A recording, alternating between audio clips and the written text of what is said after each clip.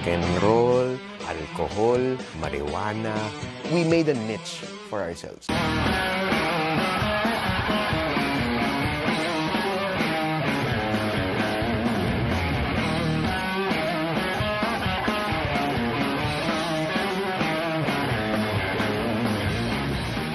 I knew nothing 99 was about to come out. Barry kept talking about them. All I knew was pare ko. Again, guitar heroes ako. I was a Razorback fan and will always be till the day I die. I know all their songs. The cool thing with Razorback is that hindi lang naman kami nagtaas ng bandila ng Pinoy hard rock, if you will. Juan de la Cruz, Sampi, Sampaguita. Pinanindigan namin yun. It actually shows with the first recording, Heavy Gut Sounds Volume 1. Napaka-juvenile lang. Yung mga tema namin, rock and roll, alcohol, marijuana. We made a niche for ourselves.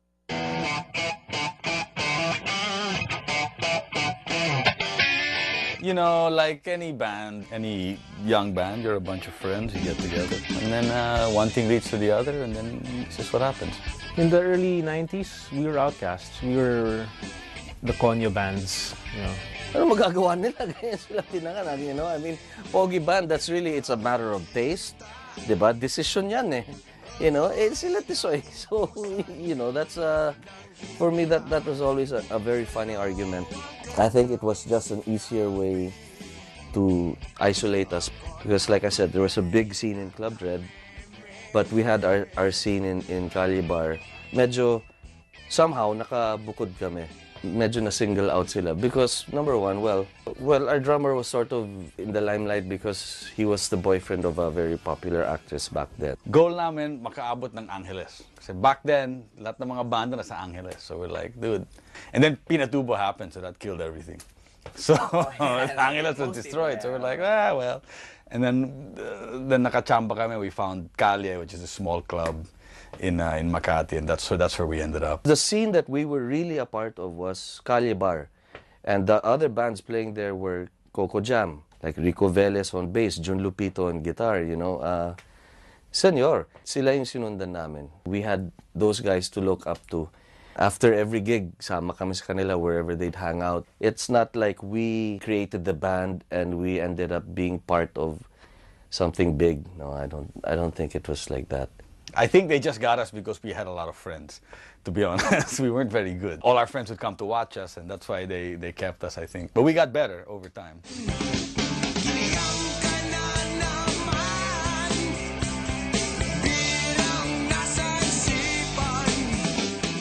I was a fan.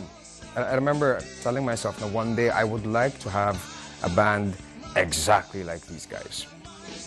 Little did I know that, you know, 4 years later, I'll be playing for them. First gig, I remember, sa Dagupan. It was in a gymnasium. Pagkakit ko na stage, I remember our then sound engineer, his name is Aris Ginto. He came up to me, he's like, Bray, wala tayong drum monitor. Okay lang ba sa'yo? Wala talagang magagawa eh. I was like, sure, okay lang. When he left, what the is a drum monitor? Hindi ko alam, diba? I played really fast because I was nervous. Pero pagtapos nun, I felt really good. Ang totoo niya, wala kaming pakialam sa trend. Kung ang gusto lang namin tumugtog every Saturday. We didn't really even have plans of doing an album or anything like that. We just kept doing our gig every Saturday. The next thing we knew, I mean, there was LA playing songs already on the radio. The labels were starting to look towards local talent, signing bands left and right. We just said, okay, signed in kami. And we were snatched up right away. It was like a snowball, you know. And then sure enough, at certain point, kaput, wala. The Dawn was out, but the Dawn was sort of in the late 80s. I think in the early 90s, they were probably the biggest band around at the time when we first came out. Them, After Image, the E-Heads came just slightly before we did. They had their album out, we got our album out maybe a couple of years later. It took a while for us to get signed. People didn't want to touch us, you know, so we were the konyo metal band that nobody wanted to play with. The beginning, it was bad for us, but we worked very hard and to prove everybody wrong that we could really play, and we were very serious about what we did. I'll never forget our first gig in Club Dread. It's a long time ago. And we walked into Club Dread. And I remember Patrick Reidenbach said to me, guys, can you just wait in the office? Because the place was full and everybody wanted to kick our ass. Everybody just wanted to fucking kill us. You could feel it. People just hated us when we walked in. So we walked in the office, we stayed in the office. That's why I love Dodon Cruz, Dodon Cruz of the youth. That guy's the best. Because he actually came over to the office. He hung out with Dave and I. He was super nice to us. That's why I'll always love Dodong. In a time when everybody hated our guts, him and Robert and Erop were all super nice to us. They're such nice guys. We walk up the stage, you could feel people were saying, booing and stuff. Wow, we're palakad lang sa stage. Pare. Our first song was Jep Rocks by Mike Hanopol. And we rocked it out, and it blew everybody away. And ever since then, I think everybody realized that, we know what we were doing.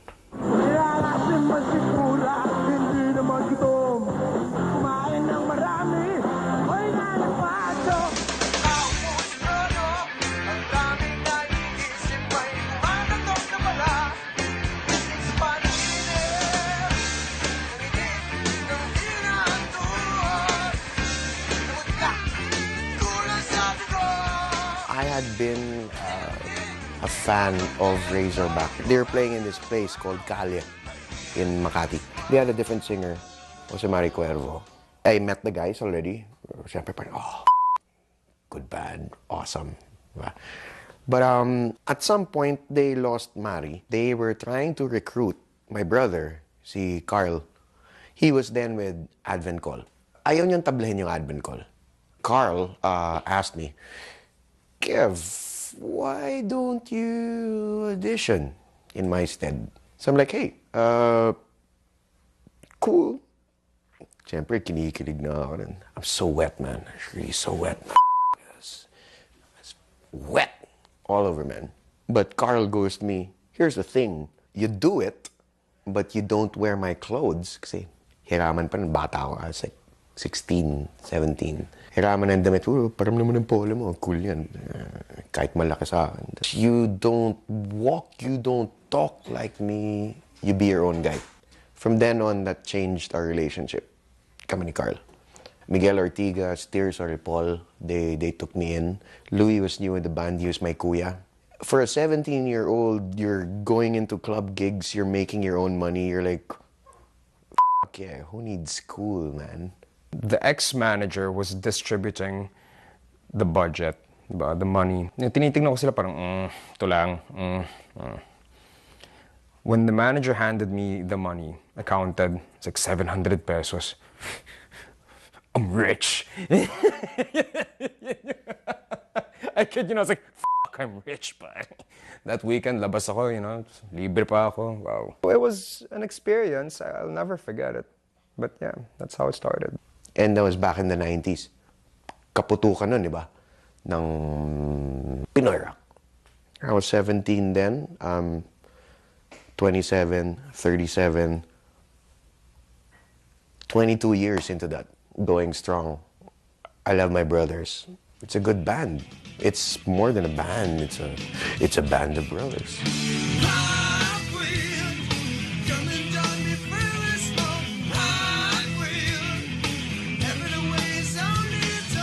We're just rehashing. Inuulit lang namin yung ginawa ni Peps, ginawa ni Wally, ni Mike, the guys from Anak Bayan, Gary Perez, Sampaguita. Those guys, we're just doing it again. But we know other things, and we infused that. And it turns into a different booger. Ibang kulangot na yun eh. Analogy nga namin, like for writing songs, may kulangot ako. Bibigay ko kay Tirso, halagyan niya yung kulangot niya. Ikot, ikot, ikot, ikot. End product is a kulangot of a song. Still, it's a great song. I don't want to taste it, but it's gone na-influence kami. Our advantage back then was that there was nobody here who was doing the music that we did. That was like the start of the revival of Juan de la Cruz genre of music, classic rock. It was very rage. It's very honest and true to its roots. They have the flavor that they have and that they don't want to compromise and they don't want to change and never have. They're always fun to watch, always were. they do what they want to do. They play what they want to play. But then again, it never fails na nakikita ko sila na nakikinig sa bagong music din. These guys, nandun yung distinct Razorback sound, but still nag-e-evolve. Hindi sila nasa-stuck sa isang panahon. The attitude that we have to our music is still the same. Back then, we were offered a very big, for the time, recording deal with one condition, that we put out a rock power ballad. You have nothing against rock power ballads, but being told to do something with our music, we really said, "F you, no way. We're not gonna go for that." We've maintained that attitude until today. For me, Razorback is always like a square and to fit into a hole. Yung combination namin, it definitely was not grunge. I still wouldn't call it metal. We have sort of our own thing going because there's no other way we do it. So yun na yun.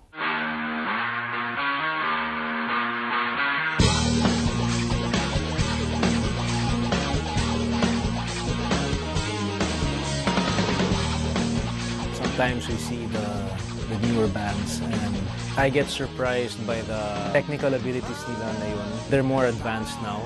It's all from YouTube. You know, you see there's so many tutorials and there's so many like young guitar players who are really good.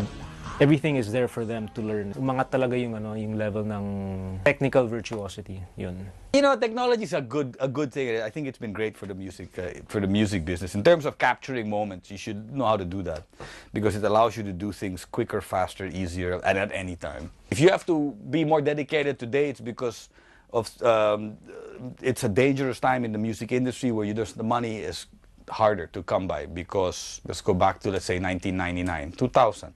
CD, you only had CDs. You had to buy a CD for what, $400? Yeah. That CD cost 20 pesos to make. To print the CD, it's $20. So, but you know, hey, there's a lot of cost behind it. You have the artist, you gotta pay, you gotta do all of that. And so today, you don't spend for the CD anymore, but you still have to spend all of that stuff to make recording. Of course, recording's gotten cheaper, so you still have to spend quite a bit to make that. It's easy to say it was harder, but then the thing is, like before, we'd have to get a record deal. We had to somehow make a name in a scene that didn't really have many vehicles to propagate a band's work. Like now there's obviously the internet. If you want to get the word out. Then we had one radio station and a few magazines, and that was it.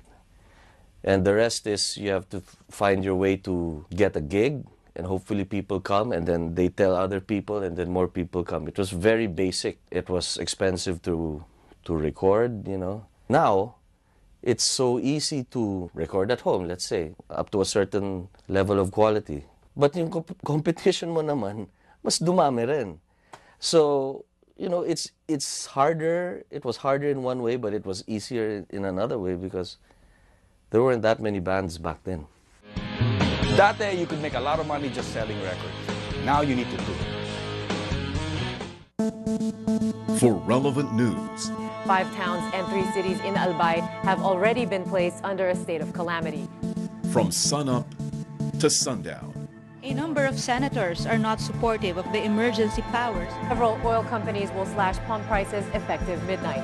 Wind up your day with the most pressing issues on Nightly News. Weekdays, 9 p.m.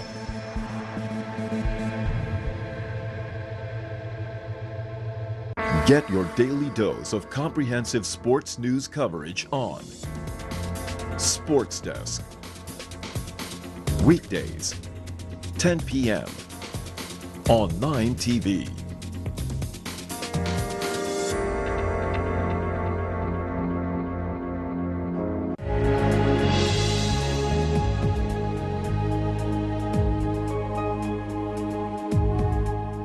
A lot of artists are not getting paid, but they need to get paid. That's why there are no more record companies in the Philippines. How many record companies are in the Philippines? 2? 3? They're all gone because of piracy and all of these things. The money is less because there's internet downloads. iTunes, you know, malaking kaltas ni iTunes. And now you have streaming. I don't know if you guys have read about this, where the streaming services, as much as I love Spotify, they don't pay a lot. The money in the music industry has lessened considerably from before. Because it'd cost you how much to make that CD, and you would sell it and you'd make a ton of money. So if you wanted to be in the music industry today, then you need to be dedicated, because it's not the same. It's not like 1974 where you made huge amounts of money. It's not like the early 90s or the 80s where you made a lot, ridiculous amounts of money. That's how you make money of touring. You make money from the shows. For bands like us, it's always been that way. You get a little bit of money from the records, but you make money on the shows. That day you could make a lot of money just selling records. Now you need to tour, which I think is great, because then I like bands that can play well live. So I have to say, they experienced the same luck as we experienced the same luck. Their success was our demise. 98, 99, lumabas yung mga Kopaw bands. Reg, he called me for advice one day. He's like, what should I do? What should we do to survive? I'm like, Reg, it's resilience. Kasi, nung pumasok sila, there's the whole techno worm that came in. Prodigy, the clubs hitting the scene. Nakpil. Big gigs. They were slowly turning into raves and everything, which diminished the need for rock bands. We were replaced by younger guys who were screaming their heads off. I understand the rage in your words, but I don't understand your words. That trend basically killed us. And what Razorback had to do was take a step back, reassess. We didn't die. We didn't fade away, fade out. No, we just took a step back to observe what's really going on. You take a step back. You're too close, you don't see. You step back.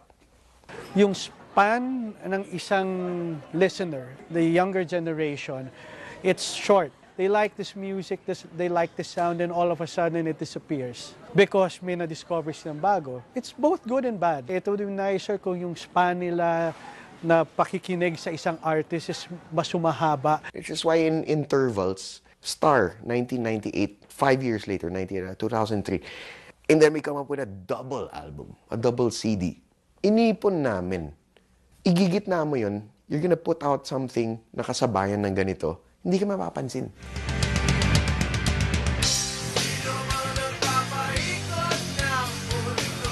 Tonight's the 24th anniversary ng Razorback. It's actually a Halloween costume anniversary party. our anniversary is on Halloween. Kanina may lumapit sa amin na, Sir, mula pagkabata ako, sinusundan ko na kayo. Ngayon meron na ako 6-year-old kid. Gusto rin niya yung heavy cut sounds, gusto rin niya yung mga sounds niya. Like, I feel nice about it, pero at the same time, parang may pressure na you're getting older. And It's very flattering anytime anybody says that, it really is. Yeah. We do what we do because we love doing what we're doing, and if people understand that and get into it, then that means we've done something right. It's much different. Your priorities change. Like when everyone started getting married and having children and having just really different activities other than being in the band. Yeah, I do enjoy watching Razorback. I've always watched them ever since I was a kid. My parents would always take me to their shows, so yeah, I've always enjoyed their music. yeah, Subway RCBC Plaza, that's a branch we had for more than 10 years. I dare say, siguro mga 12, 14 years na lampas. So, ayun, something that required immediate attention and still requires attention. Pag kailangan ako doon ng umaga, mahirap dahil galing akong tugtog. So, you have to balance that out. The realities of life, you're getting older, you have more responsibilities. But when we're Razorback, we're still 18 years old. Yeah. Look at us now! I'll you know?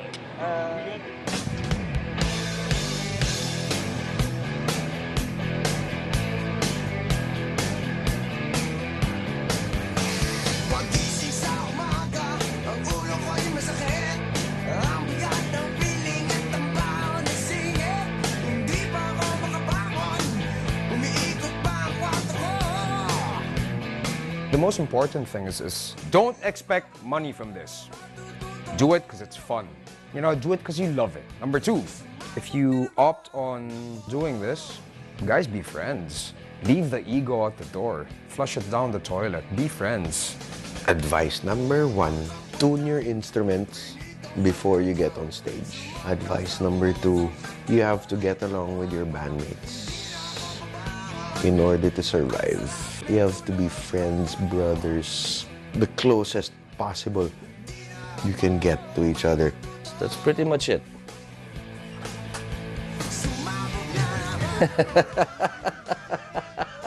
Hello, Kevin.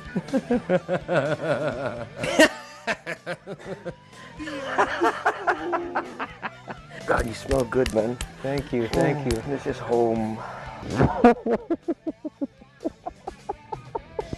You guys having fun in here?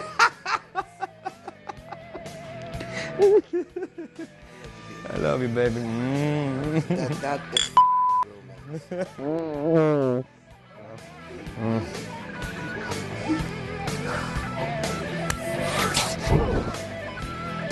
Yan!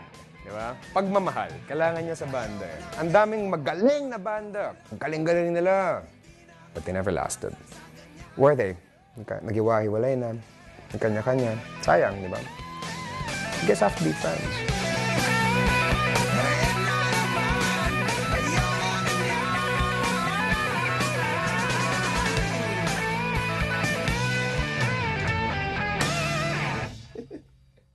I think we're a little more relaxed. I don't know, maybe because we've been doing this a long time, so we've been around. Learn to enjoy it a little more and not be so hard on ourselves when things don't go the way we should. This stuff made us crazy. Today, it keeps us sane. That's probably the best way to describe it. Be true to what you are. And be true to your bandmates, because that's going to be the outcome and the product. It's like sex, man. It's like your musical baby. How can a band function if you don't love yourselves? Truthfully, it's the journey. Enjoy it.